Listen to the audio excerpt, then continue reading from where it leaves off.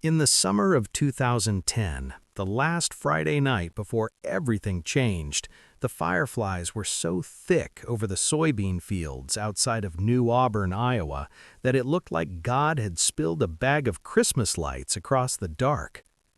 My name's not important. What matters is I've lived in towns like this one my whole life, places where everybody knows your truck before they know your troubles. I've watched kids like Jake and Ellie grow up, make the same mistakes we all do, and carry the same what-ifs around like stones in their pockets. This is their story, or maybe it's ours. You decide. Jake Harlan pulled his dad's old F-150 onto the gravel turnout at Miller's Bluff, the same spot where every high school kid in 3 counties had parked since the Eisenhower administration. The truck's tires crunched to a stop. He killed the engine, but left the radio on low, some old Tim McGraw song about living like you were dying. Jake wasn't thinking about dying. He was thinking about tomorrow, when Ellie Whitaker would climb onto a Greyhound in Des Moines and disappear east toward Boston University. Ellie sat shotgun, barefoot, her flip-flops kicked onto the floor mat.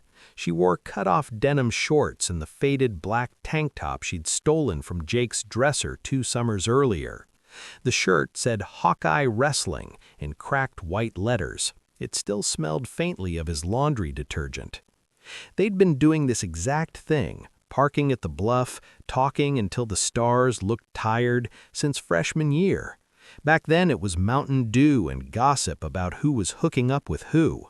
Lately, it had become something heavier. College applications, her full ride to study journalism, his plan to stay and work the family farm with his dad until he figured out what came next. Tonight felt different, final.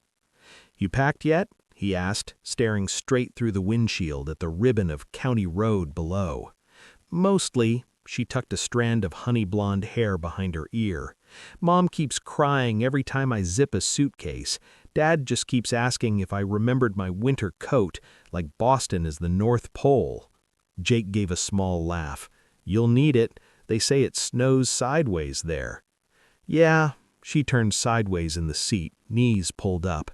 "You gonna miss me, Harlan?" He felt the question land somewhere under his ribs. Stupid question. "Answer it anyway." He finally looked at her. Ellie's eyes were the color of the Cedar River right after a rain, greenish-gray, impossible to pin down. In the dashboard glow, they looked almost silver. "Every damn day," he said quietly. She smiled, but it was the kind that hurt to look at. Then she reached over and turned the key backward so the radio died. Silence rushed in, broken only by crickets and the occasional semi rumbling past on Highway 63. "Jake?" "Yeah?" She leaned across the console, not fast, not slow, just deliberate. Her hair brushed his shoulder. He could smell the coconut sunscreen she still wore even though the sun had been down for hours. She stopped an inch from his mouth, close enough he felt the warmth of her breath. He froze. Everything inside him screamed, "Do it, idiot, kiss her!" But his hand stayed locked on the steering wheel like it was the only solid thing left in the world. If he kissed her now, what happened Monday when she was gone? What happened next summer when she came back different?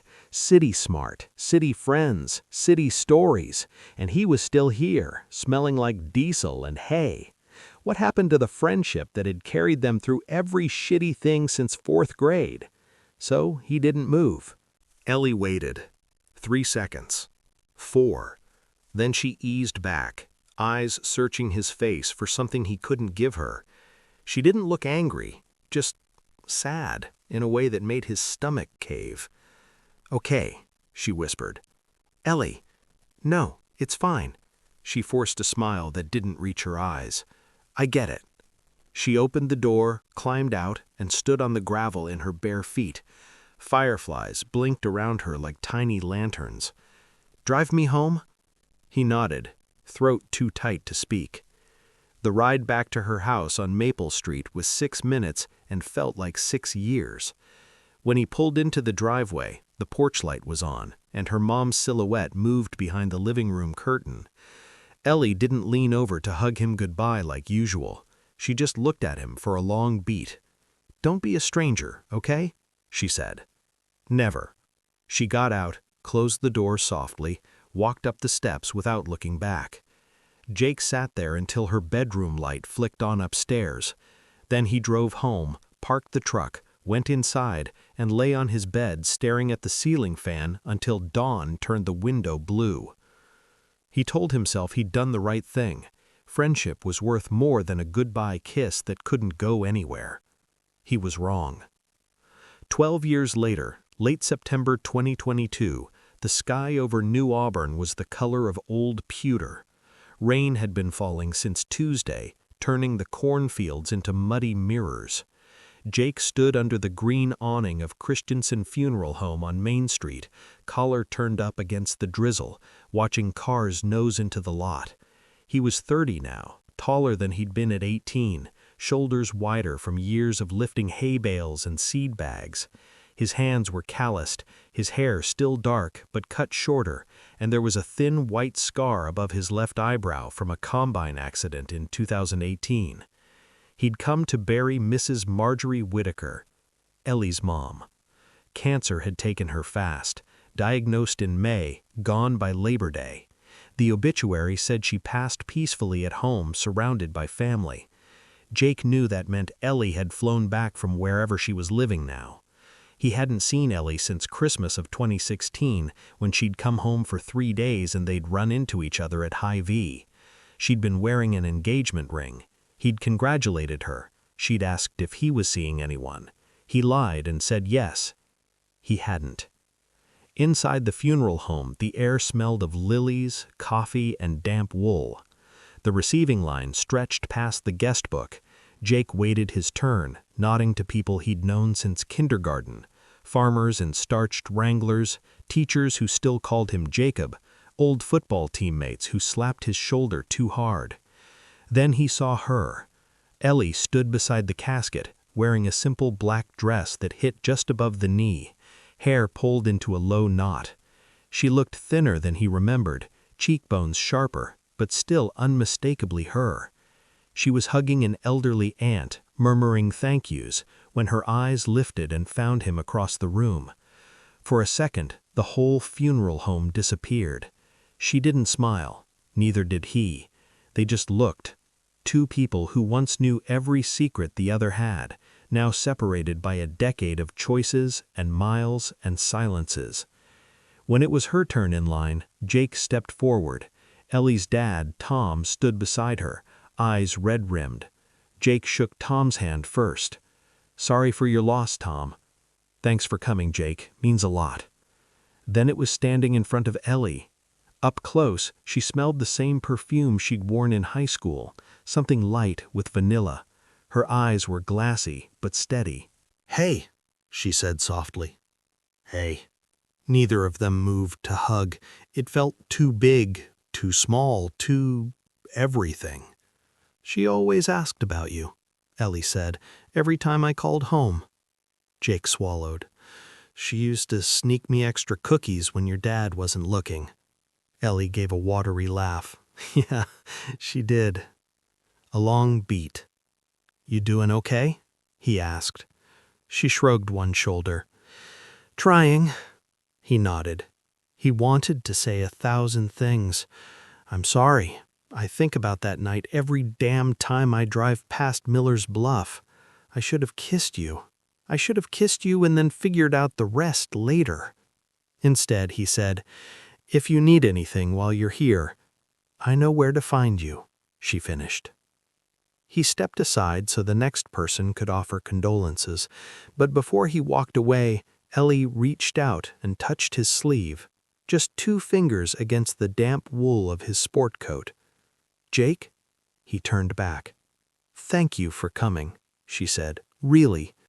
He nodded once, throat burning, and moved toward the folding chairs. The burial was at Oak Grove Cemetery on the edge of town. Rain had stopped, but the ground was saturated, and the wind carried the smell of wet earth. Jake stood near the back of the crowd, hands in his pockets, watching the green canvas tent flap in the breeze. After the final prayer, people began drifting toward their cars. Jake stayed. He watched Ellie and her dad stand by the casket a long time. Eventually, Tom kissed the top of her head and walked toward the parking lot with an uncle. Ellie remained. Jake didn't plan to approach her again, but his boots moved anyway. She didn't turn when he stopped beside her. They both stared at the polished walnut box, the spray of white roses trembling in the wind. "I keep thinking she's going to sit up and tell us we're standing too close to the edge of the hole," Ellie said. Jake huffed a small laugh. "She'd hate that we're getting our shoes muddy." Ellie nodded, then quieter. "I should have come home more. You had a life. So did you." Silence settled again. After a while, she spoke without looking at him. "I saw on Facebook you got married. Last year, September. Congratulations." "Thanks." Another pause. "She nice?" "Sarah? Yeah, real nice. Kindergarten teacher. Grew up in Ames." Ellie nodded slowly. "You happy?" He thought about it. Really thought. "I'm steady. That's something." She turned her head then, studied his face. "Steady's good." "You?" he asked. "Divorced." The word came out flat. 6 months ago. Mark, he wanted kids right away. I wanted to wait. We fought about it until there wasn't anything left to fight over." "I'm sorry." "Don't be. Better to figure it out before there were little people involved." He didn't know what to say to that, so he didn't say anything. The cemetery workers began lowering the casket. The mechanical whine seemed too loud. Ellie took a shaky breath. "I keep waiting to feel like an adult. 30 years old and I still feel like that girl who cried when we lost regionals senior year." "You cried because you cared," Jake said. "Nothing wrong with that." She looked at him, really looked. "You still live in the same house?" "Same house, same dirt. Different dog, though. Buddy passed in 19. Got a yellow lab now. Name's Gus." "Gus," she repeated, like she was tasting the word. "I like it." They stood there until the casket was all the way down and the workers stepped back. Then Ellie reached into her coat pocket and pulled out a small envelope. "I found this when I was cleaning out Mom's dresser," she said. "It's addressed to you." Jake took it, his name in Ellie's teenage handwriting, blue ballpoint, the loop on the J extra wide, postmarked August 2010, never sent. He stared at it. "I wrote it the night before I left," she said. "Sat on my bed with my suitcase open and cried the whole time. Mom found it the next morning, stuck it in her jewelry box, said she was going to mail it when I wasn't looking. Guess she never did." Jake's thumb brushed the sealed flap. "You want me to read it now?" "No," she shook her head. "Not here. Maybe later, or never, up to you." She zipped her coat higher. "I'm flying back Monday, but I'll be at the house tomorrow afternoon if you want to, I don't know, sit on the porch, drink bad coffee, talk about nothing." "I'd like that," he said. She gave him a small, real smile, the first one he'd seen since he walked into the funeral home. "Okay." Then she turned and walked toward her dad's waiting pickup. Jake stayed by the grave until everyone was gone. Only then did he open the envelope. Inside was a single sheet of lined notebook paper. "Jake, I'm scared, not of Boston or classes or being alone. I'm scared that if I leave, we'll lose this, whatever this is. And I know you're scared too. I saw it tonight when I almost kissed you and you didn't move. You think you're protecting us, but sometimes protecting something means risking it. I love you. I've loved you since the summer we built that terrible tree fort behind the grain elevator, and you gave me your hoodie when I got cold. I probably won't ever say it again out loud, because it's easier to be brave on paper. If you ever feel the same, come find me. I'll be waiting. Always, Ellie." He folded the letter carefully, put it back in the envelope, and slid it into his inside coat pocket. The rain started again, soft at first, then harder. Jake walked to his truck, climbed in, and sat there with the engine off, listening to the drops hit the roof.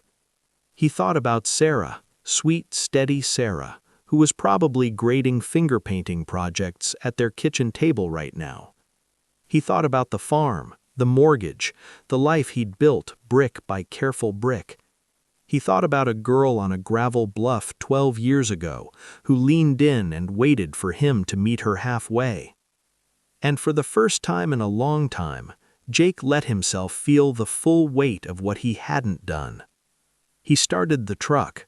Instead of turning left toward home, he turned right, toward Maple Street, toward the house with the porch light still on, toward whatever came next. He didn't know if he was going to knock. He didn't know what he would say if he did. But he knew one thing for certain. This time, he wasn't going to freeze.